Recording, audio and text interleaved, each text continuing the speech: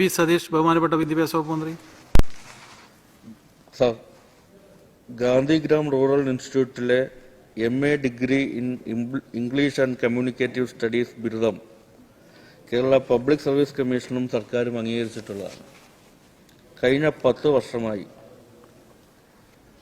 Higher secondary സ്കൂളിലേക്കുള്ള communicative English teacher തസ്തികയിൽ നിയമനം നടക്കുന്നില്ല. Higher secondary communicative English, vocational teacher in sericulture എന്നിവയ്ക്ക് UGC അംഗീകരിച്ച PG ബിരുദം നേടിയവർ യോഗ്യരാണ് എന്ന് PSC ഗവൺമെന്റിനെ അറിയിച്ചിട്ടുണ്ട്.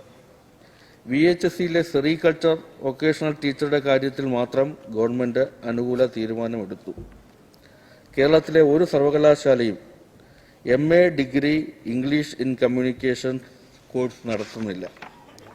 ഈ പശ്ചാത്തലത്തിൽ ഗാന്ധിഗ്രാം റൂറൽ ഇൻസ്റ്റിറ്റ്യൂട്ടിൽ നിന്നും MA degree in English and communicative studies ബിരുദം നേടിയവരെ നിയമിക്കാൻ നടപടിയുണ്ടാകണം എന്നാണ് സൂചിപ്പിക്കുന്നത്. ബഹുമാനപ്പെട്ട വിദ്യാഭ്യാസ വകുപ്പ് മന്ത്രി. സർ, സംസ്ഥാനത്തെ HSST കമ്മ്യൂണിക്കേറ്റീവ് ഇംഗ്ലീഷ് തസ്തികയിലേക്കുള്ള നിയമനത്തിന് 2001 സ്പെഷ്യൽ റൂൾ നിഷ്കർഷിക്കുന്ന അടിസ്ഥാന യോഗ്യത ബന്ധപ്പെട്ട വിഷയത്തിൽ കേരളത്തിലെ ഏതെങ്കിലും സർവകലാശാലയിൽ നിന്ന് 50% മാർക്കിൽ കുറയാതെ നേടിയ ബിരുദാനന്തര ബിരുദമോ അല്ലെങ്കിൽ അതിന് തുല്യമെന്ന് കേരളത്തിലെ ഏതെങ്കിലും സർവകലാശാല അംഗീകരിച്ച ബിരുദാനന്തര ബിരുദമോ ആണ്. കേരളത്തിന് പുറത്തുള്ള സർവകലാശാലകളിൽ കമ്മ്യൂണിക്കേറ്റീവ് ഇംഗ്ലീഷ് ബിരുദാനന്തര ബിരുദ കോഴ്സ് നടത്തുന്നുണ്ട്. എന്നാൽ കേരളത്തിലെ സർവകലാശാലകളിലൊന്നും കമ്മ്യൂണിക്കേറ്റീവ് ഇംഗ്ലീഷ് കോഴ്സ് നടത്തുന്നില്ല.